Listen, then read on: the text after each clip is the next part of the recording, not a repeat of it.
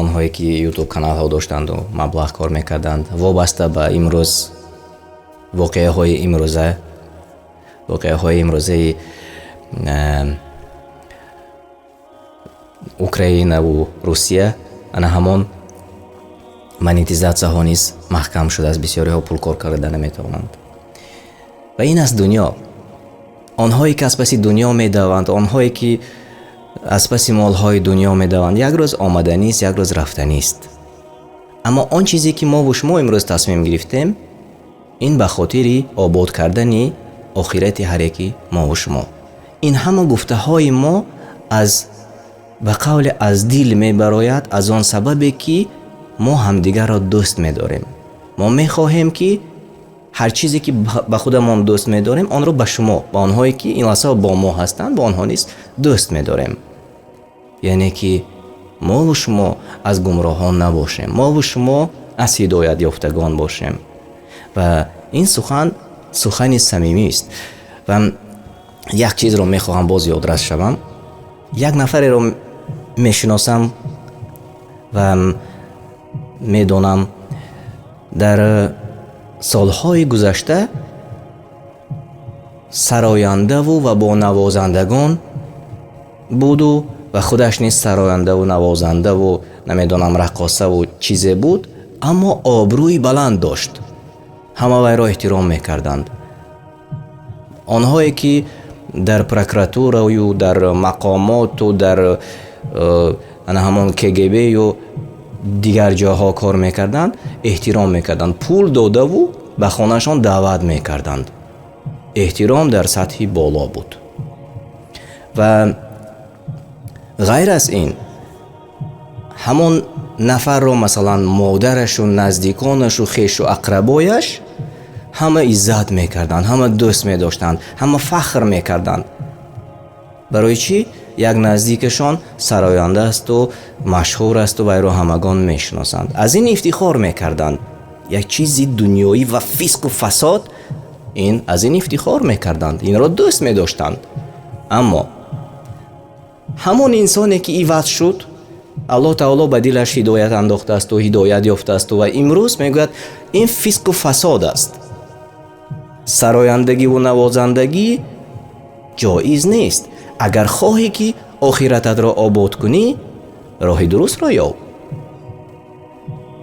ин нафаре ки мубаддал ёфт ё табдил ёфт ё ҳидоят ёфт, дар назди баъзеҳо душман шуд.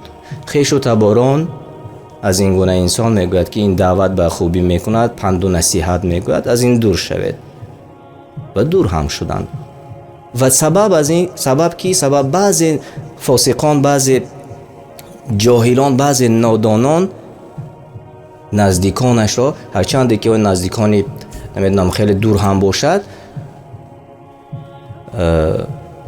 ба саволу ҷавоб ба наздашон даъват мекунанд. мегӯянд ту аз куҷо мешиносӣ инро?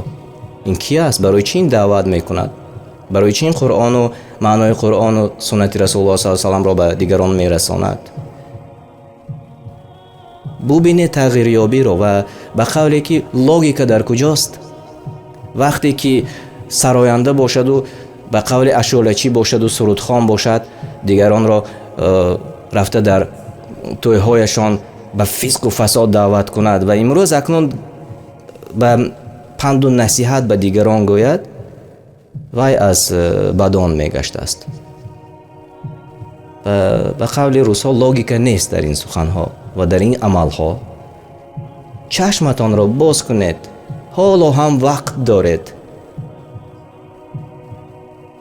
агар шаб аз хобатон бедор нашавед дигар, азоби қабр фикри онро кунед, рӯзи ҷазо фикри онро кунед, саволу ҷавоб дар назди оне ки шуморо мепурсанд фикри онро кунед. ба куҷо меравед?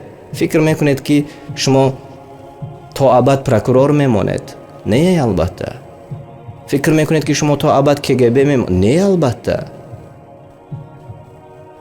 охир президентон мурда рафтоданд ва мемуранд. ислом каримовро ба ёд биёред. мурд рафт. абад зиндагӣ карда наметавонад ва пайғамбарон мурданду рафтанд. Тамошобинони азиз, биёед чашмамонро боз кунем, биёед дигар шавем акнун. он чизе ки Аллоҳ таоло барои шумо дар китобаш равон кардааст ва он рисолате ки расули Аллоҳ саллаллоҳу алайҳи васалам дар дӯш дошт ва онро барои мову шумо расонд, барои чӣ мо онро пайравӣ накунем, балки оне ки моро ба фаҳшо даъват мекунад, аз он пайравӣ кунем. аз ин хотир